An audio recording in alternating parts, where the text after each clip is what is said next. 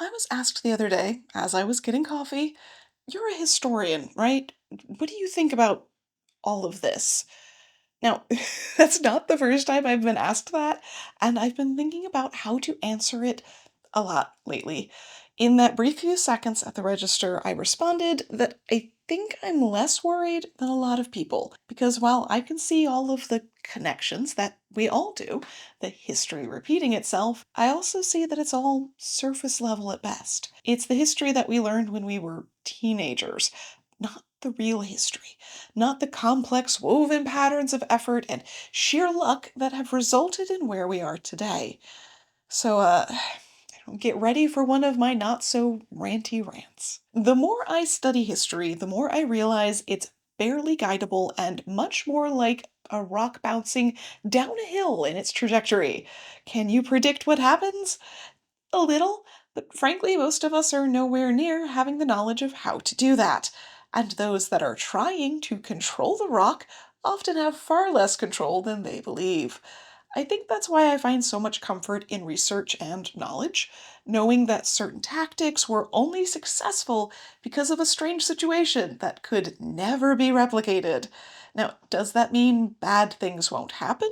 No, they already have. But it won't be the same events or results. And more importantly, the people attempting to guide things don't seem to realize that. When politicians take lines or even ideas out of playbooks from a century or two ago, they genuinely don't understand why it can't repeat the same way, or how to bring it up to date.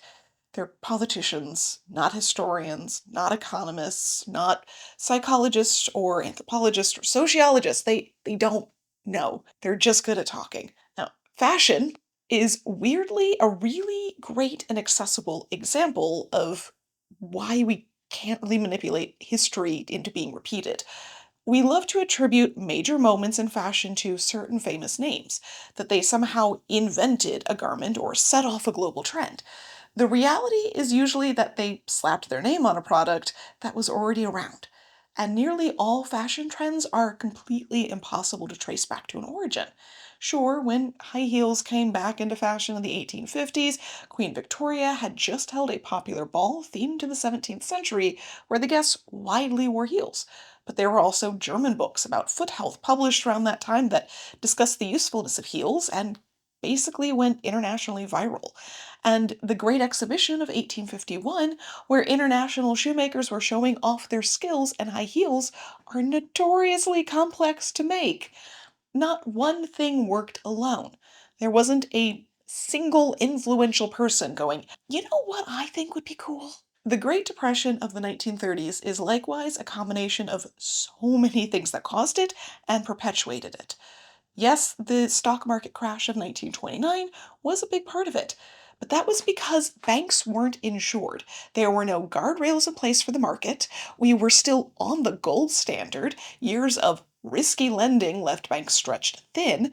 Mortgages were more like 3-year loans rather than 30, and it ended up affecting everyone, no matter their class. Today, it's the wealthy that are keeping our current economy afloat in numbers. And we shouldn't have a situation where suddenly the banks have no money to pay out. Our job market is also far different with digital and global spread. A lot of what led to the 25% unemployment rate was that so many small businesses could not survive the economic fallout.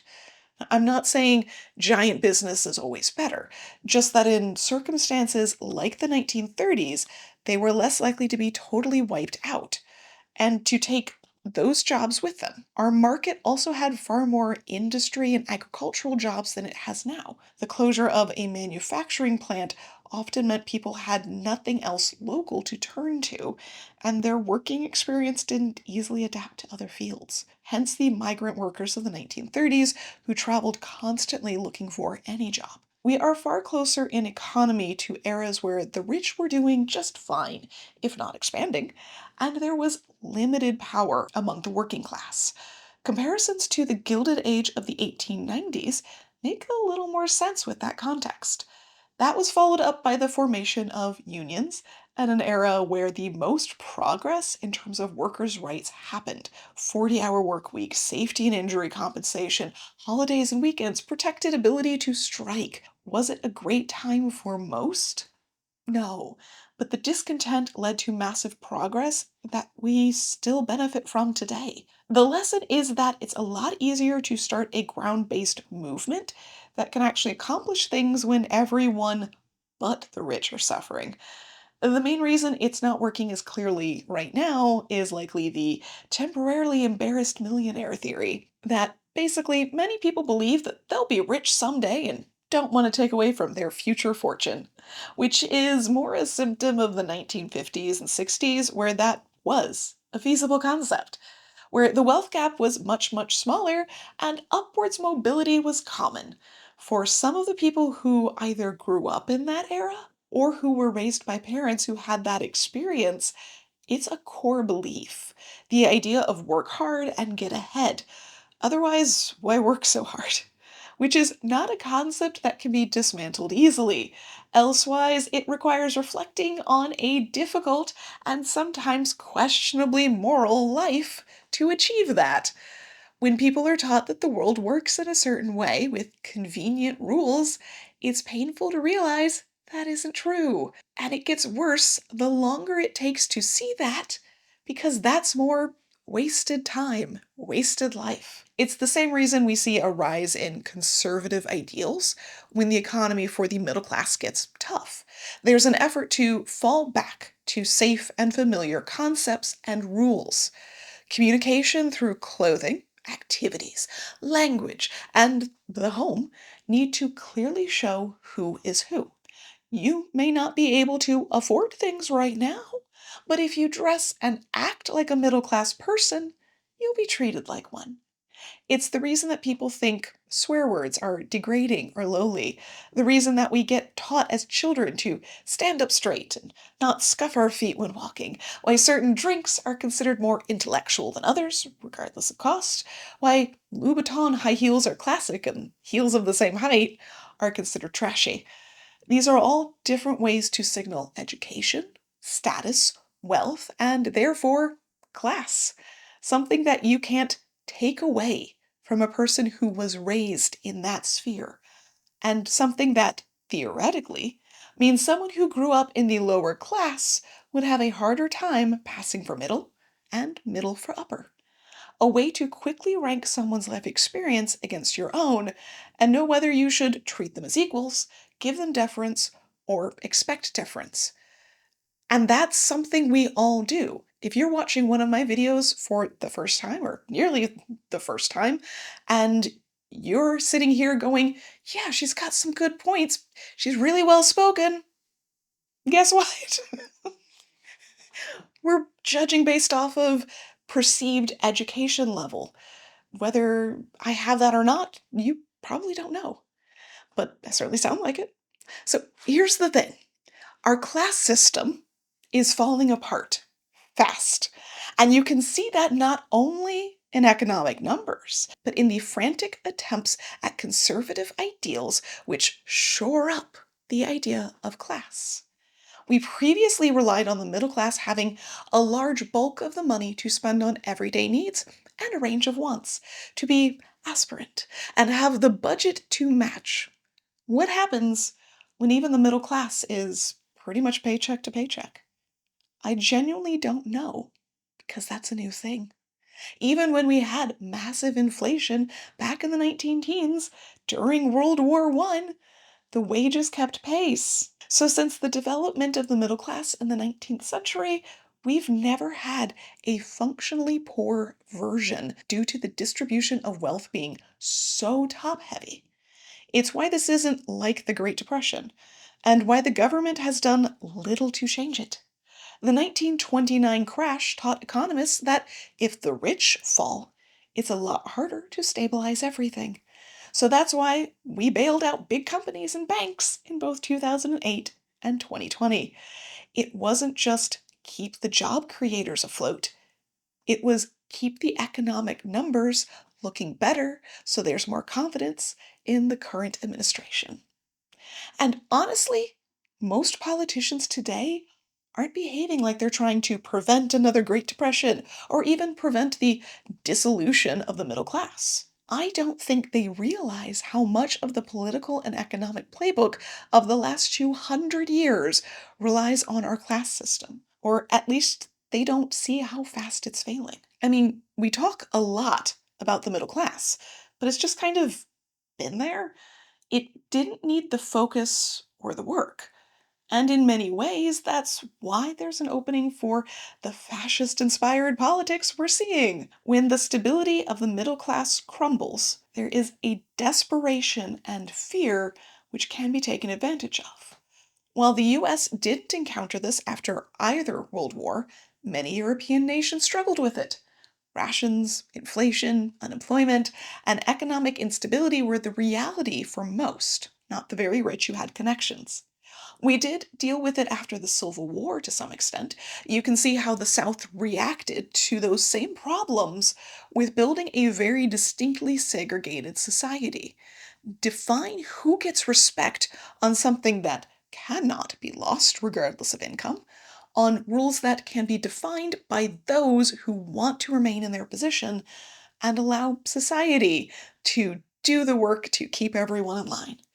Sure, the government can set up some regulations, but just allowing civilian groups to take care of it is much easier. Harken back to one of my last videos where I talked about how areas that had really high rates of lynching didn't have to have racial covenants to keep the neighborhood separated. Now, this would be a great place to talk at length about Germany and its economy and politics of the 1920s and 30s, and how that led to the social allowances for the Nazi Party to come into power. But I admit, that's not my area of expertise. I've been reading a lot about it lately, though, and while none of this comes from a place of actual authority, aside from just general historian, what I've found is that I genuinely was taught not just next to nothing, but it was framed completely wrong. The version I learned in school was that a discontented and drained populace was looking for an active and supportive government after the defeat in World War I. Hitler was charismatic and figured out how to take advantage of that demand, eliminate his competition, silence those who protested, and bring about a new era of fervent nationalism that allowed him to do whatever he wanted. At most, you get some movies that show a little bit of the mid-war resistance as an example that not everyone supported him blindly. But I'm midway through my third book on more niche topics about this, and some Wikipedia articles, and I already don't feel like that is an accurate portrayal at all, which makes me less scared, if that makes sense. The history that I was taught portrayed a competent government, a cruel and terrible one, but one that had plans and had extensively worked on how to keep control, had a massive web of people and support to do so. The current book I'm reading is called The Wages of Destruction, and it's all about the German economy during that time. And turns out it was a mess, which is just one aspect of it. It was barely kept afloat by massive wartime industry and literally conscripting people to work, and it was not sustainable. And that sham of an economy, that unstable economy, is something that the author notes at the beginning of the book is often ignored by historians and makes the Nazi Party look way more put together than it was. Which made me wonder why, as history is written by the victors, the Nazi government is still portrayed in our history books and classes as a nationalist success up until the very end. Yes, there might be some nefarious aspects to it, but I genuinely think it's because it makes the American forces look better. That they swept in and managed to defeat such a big enemy. No wonder there's a weird neo-Nazi support in the US growing. Between the inspiration from slavery and racism in 19th century America that was brought into the Nazi Party and is still impacting our culture today, and the weird way that we teach that history in schools as some sort of supervillain. It's just setting it up for that situation. But the real world isn't made up of superheroes and villains. It's a jumble of complex influences that can never be replicated. Now, there will still be adjusted versions that can work within a smaller bubble. The disenfranchisement of the German people post World War I was possibly related to one of the prevailing theories on the loss, that a breakdown of nationalism was to blame, and that allowed for a political party that favored insular economic systems rather than building up international ones in the 1920s. The German people, understandably, didn't trust the US and the manufacturing and economic strength it was quickly growing into. Nor did they trust the UK or France, who they owed reparations to and weren't on the best terms with. The same feeling of disenfranchisement cannot be found in the current broad US population, but it can be found in smaller groups like young white men. Will it work the same way? Theoretically, no, but it can be disruptive enough if ignored. On the other side of things, the more leftist or liberal movements are largely unorganized by comparison. There are idolized figureheads within the extreme conservative groups, not the same on the other end. Hence the constant joke about Antifa not having any headquarters or leaders, despite the way the name is treated as a fully set up terrorist organization. Weirdly, I've seen some theories that the lack of clear public leadership may have been what doomed international leading German politics of the 1920s, essentially what helped Hitler win things over. Not that I want a single person held up to that level of importance, but a small group working together to actually represent those ideals might be nice. And that's essentially what I'm finding over and over. Yes, there are similar ideas and systems being employed, but that's as much a matter of the basics of divide and conquer, distrust, fear, and a focus on basic survival all help to maintain a certain type of power. Because genuinely, neither the US government in the 1930s effort to pull us out of the Depression, nor the Nazi government had complete control over what they were doing, or how things turned out. Not to say that we should underestimate the ability to heavily damage things even when someone in power is an absolute idiot, but more that they highly overestimate their own skills and knowledge. And a little bit of research goes a long way to countering that. The point of all of this is that the version of Nazis and fascism that we most fear and that we see reflected in the rhetoric or actions of many in power today is sort of the flashy movie version. If you spend some time looking into each part, the records and research are usually fairly extensive as to all of the elements that went into making that happen to work, or not. Honestly, just wandering through Wikipedia articles sets up a more nuanced history than most of us were taught. And I genuinely took classes on the Holocaust in college, so it's not like I had bare minimum here. But if you look at the playbook that's being used by extremists, it also has all of the defensive options listed out. Great example, pre-war resistance. I wondered if there were any similar protests or movements in Germany to the range that we're currently seeing. Turns out, there wasn't a ton. One of the suggestions is that that sentiment left over of anti-nationalism lost the war and caused us these problems did feed into social pressure. Strikes and protests did happen, but often weren't directed at political issues. Raising wages or social issues, yes. Those that were political, they worked to other and frame as damaging from outside sources. Sort of like the response to the BLM protests, where participants were framed as violent and anti-American. Not only did they apply that to black protesters, but this also resulted in the liberal stereotype of a blue-haired woman with a septum piercing being something that is actively shamed as an attempt to social control. The Me Too movement was made up of a lot of typical middle class white women, but that could easily be excused as non political, even if it wasn't seen that way by the participants. But examples like the current massive protests against ICE and the government in general are not something that happened historically. And it's not because the government put a stop to them.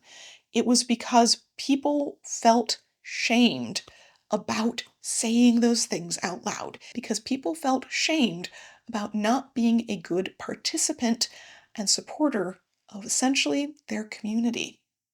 Which brings me back around to the topic area I have spent extensive time in: class structure, social pressure, and maintaining the norm. They don't want uncontrolled chaos in a creative way. They just want typical violence that they can easily point to as bad, something that can excuse their actions. That's what led up to the Night of the Long Knives. The political threat wasn't so much a rival group, but the paramilitary that had been employed by the Nazis to enact violence. When they no longer aligned with the heads of the Nazi Party and there were murmurs of a coup, it gave the Nazi Party an easy excuse to just go in, take them all out, execute them overnight, and they used that opportunity to take out a bunch of other people that didn't agree with them. Not going to lie, I had completely forgotten the general context of what happened that night until researching for this, and it's more than a little reflective of having an entire paramilitary group running around our country enacting violence that is also totally disposable so far as the current administration views them. Maybe there's foreshadowing in that. Now, obviously, I'm not saying that nonviolence is the only way to protest safely or fight back, more that they understand classic violence and how to counter it. After all, they employ it. It's harder when the protesters are dressing up in silly frog costumes and throwing dildos at them. But that's where they rely on social policing. The cultural ideas of how you should dress and act, which are maintained through shaming. Those silly protest activities are discounted, maybe even by those that support protesting, as making light of a serious subject, or by those that don't, failing to respect others, especially those that they should respect, like law enforcement. And being really straightforward on this is where you can cause a lot of stress and upheaval with barely any effort. If it is safe for you to do so, be weird. Be unpredictable. Encourage others to follow what they want to be. Compliment a fun outfit or a weird garden. Don't go around telling people that speaking with slang, a pitched voice, or vocal fry, this is just where my voice sits, I can't help you with that. Or even saying swearing is lowly and bad. Don't hold yourself to societal standards of success that you don't want. And definitely don't hold others to them. If the middle class is going to crumble, let's take down the entire framework with it. Maybe some of that supportive framework is also helping support the extremely wealthy. Self-expression and the community joy of that is the worst thing for anyone on the fascist track, or even those who would sit back and avoid conflict in order to uphold the system that keeps them comfortable. Be uncomfortable to others and learn to explore being uncomfortable yourself. Also, read a ton of history books because, damn, they are full of fascinating ideas and deep concepts of how we got here and how to leverage that. I've got a list in the description of ones that I've particularly liked recently. I'm not going to lie and say they'll change your life. They shouldn't. It's a book. But they should encourage curiosity, which is definitely the most impactful way to fight the status quo right now. All in all, this shit sucks. Like this is not normal. This is not okay. No one should feel ashamed for not feeling okay, for being overwhelmed. This has never happened before. We're in a whole new era. Despite the fact that people are trying to repeat things, it's both better and worse. which makes it very unsure because it it's not even like people in power know what they're doing, and you can at least get a sense of where they're going. I don't know. This is I don't it's kind of like a horse that gets spooked by the most nonsense things. You could be riding this horse every single day and think you know everything it's scared of, and then a crow lands on a branch. Or, I don't know, the guy who refills the Coke machine shows up, and it turns out the horse you're riding is really fucking terrified of the Coke machine guy and just bucks you off head first. I don't know. Yes, that is a personal experience. No one knows. And that's what's terrifying. It's not that these people have a grand plan and they are doing a really good job of executing it. It's the fact that there is so much disorganization and no one knows where to go, what to do, how to fix it, because no one knows what's happening, or like not even the people that are doing these things know what they're doing. It's just a series of them going, oh, I would like to do this thing, but what happens if it backfires? Let me set up a bunch of other people to be the falls for it. And it's just a whole, this, in the future, we're going to look back at this like watching real TV, like watching those those MTV shows back in the early 2000s where we crammed a bunch of crazy people into a house together that probably weren't actually that crazy but acted way more crazy on television and just let them go. No one knew what was going to happen. No one knew. And that's how I feel right now, except that house is deciding everything for the rest of us.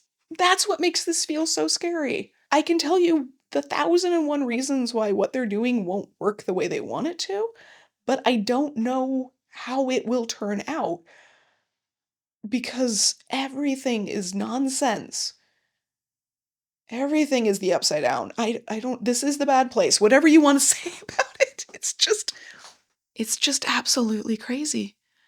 And all I can do, all any of us can do is try to be prepared with the most weaponry we can be, which is knowledge. Not actual. I don't really speak to actual weaponry. That's your own decision in life. Knowledge. I want to know whether it's some random person, maybe I can get to think about a few things as they talk to me in the airport, because why that keeps happening to me, I don't know. I get so many conversations in the airport and I didn't ask for.